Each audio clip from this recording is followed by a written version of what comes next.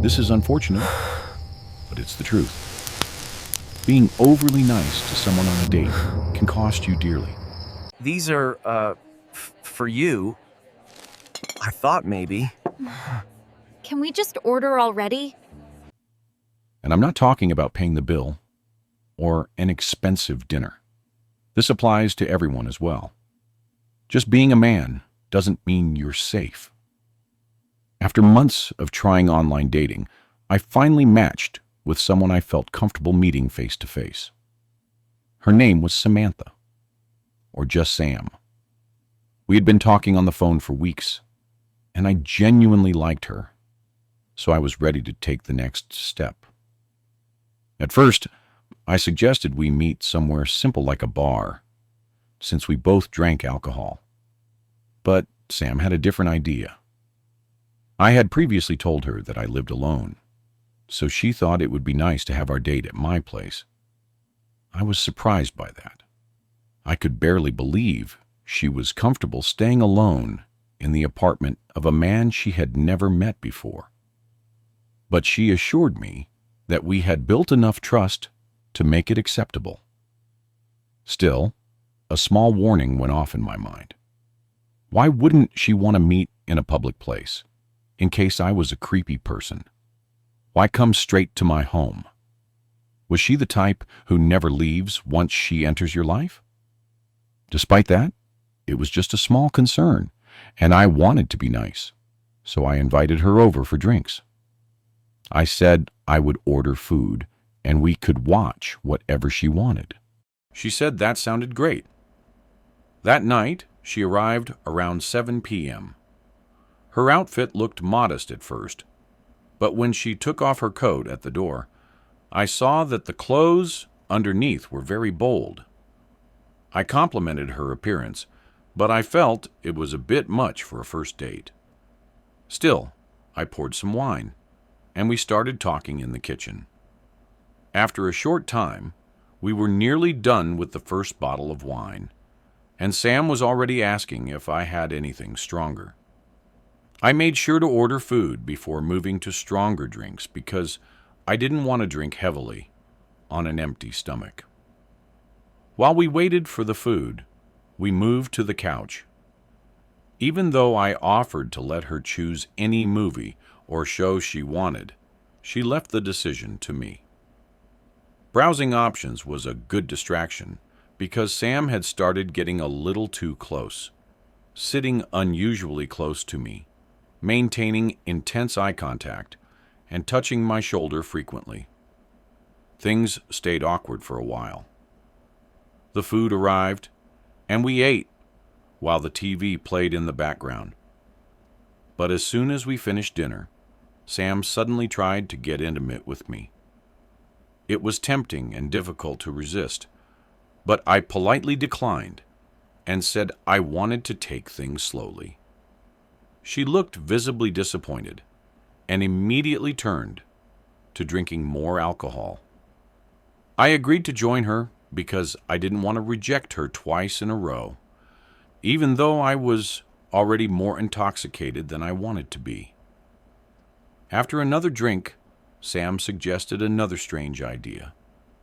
She said each of us would make the other a random drink using anything in the kitchen, but the other person had to stay in a different room while it was being prepared. And no matter how bad it tasted, they had to drink the entire thing. All my life, I had heard women warn each other about letting men make their drinks without watching. Yet Sam trusted me completely. I even joked that I could easily put something in her drink if I wanted to, and she laughed and said she had the same opportunity to do that to me. We laughed together and started the game. Sam went to the bathroom while I made a disgusting drink using gin, Diet Cola, and several other things. I hated it, but her reaction was funny. Then it was my turn to wait while she prepared my drink. When I tasted it, I immediately felt nauseous. It tasted so awful that I couldn't even figure out why. She said it contained several ingredients mixed together. We regretted it because both drinks were terrible, and we decided to drink them quickly. It was one of the worst things I had ever tasted, but I thought we were bonding over it. A few minutes later, I started feeling my intoxication level rising abnormally fast. I lost control of my body. My vision began fading, and I needed to lie down immediately. Using the last of my strength, I asked Sam to leave. She objected and said she would stay to take care of me, but I practically pushed her out and told her she didn't want to see me in the state I was about to be in. After she left, I went to the bathroom and forced myself to vomit to get rid of the alcohol.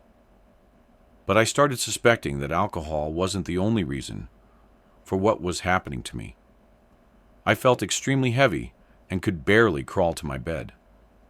I wanted to pass out, but I couldn't sleep. I felt a primal fear that I was going to stop breathing.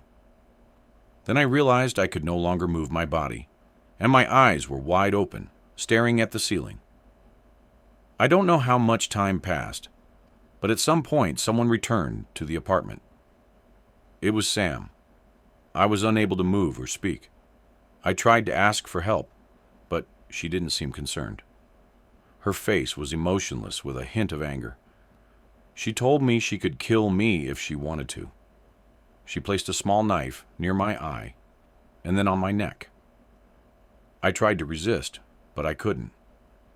Then suddenly, she put the knife down and left without a word. I remained unconscious for long periods. When I woke up in the morning, my apartment had been completely robbed. Thousands of dollars and every valuable item were gone. The worst part was realizing that her plan had never been dating. She had intended to rob me from the beginning. I called the police, but all her information was fake, and she was never found. That's how a date turned into a nightmare. The second story began at a crowded college party during my freshman year. I met a girl named Maddie, and we were extremely drunk. We ended up in a random bedroom making out, but the room's owner suddenly kicked us out. I got her Instagram and thought I had found someone special. 2 days later, we met at a bar, but I discovered she was annoying and obsessed with me. Later, after I tried to end the relationship, she began stalking me. She left a mysterious note on my door, then sent me an extremely private video recorded using a hidden camera in my bathroom. I realized she had broken into my home and planted the camera. She threatened to release the videos if I told anyone. One night, I later discovered she had been hiding inside my closet the entire time. I called the police, but she escaped. Later, I discovered she had placed a tracking device in my car from the first date. The third story involves a woman who was dating a man named Jeremy. He was late to their date, and then a strange man approached her, who seemed to know details about their plans. She felt it was a trap, so she left using public transportation. Later, Jeremy appeared outside her house with the same man and tried to break in, but she managed to lock the door at the last second, saving her life. The final story was about a woman who went on a blind date with a man named Anthony.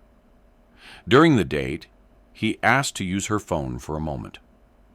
Later, he began sending her disturbing messages describing her actions inside her home in detail.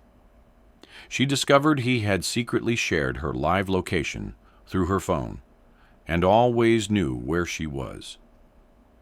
She became terrified and called the police after realizing he might attempt to break into her home. These stories show how a romantic date can turn into a frightening and dangerous experience when trust is misused.